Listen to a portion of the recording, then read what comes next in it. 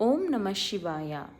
మహోన్నతమైన శివలీల, నీలకంఠలీల, హాలాహల విషపానం చేసిన కథ. ఒకసారి దేవతలు దానవులు కలిసి క్షీరసాగర మదనం చేశారు.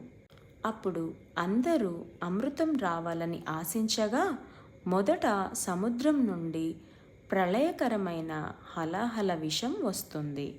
ఆ విషం చాలా శక్తివంతమైనది. అది విశ్వాన్నే నాశనం చేసేదిగా ఉంది. అందరూ భయంతో పారిపోయి ఎవరూ దానిని ఆపలేకపోతారు. అప్పుడు సర్వలోకాధిపతి మహాదేవుడు ముందుకు వచ్చి, లోకక్షేమం కోసం ఈ విషాన్ని నేనే పానం చేస్తాను అని చెప్పగా, పార్వతీదేవి మహాదేవుని ఆపుతూ, ప్రభు, మీరు ఈ హలాహలాన్ని సేవిస్తే శరీరం దహించిపోతుంది అని చెప్పగా, ఆ మహాదేవుడు చిరునవ్వుతో, లోకరక్షణ నా కర్తవ్యం అని చెప్తారు. ఆ హలాహలాన్ని పానం చేస్తారు.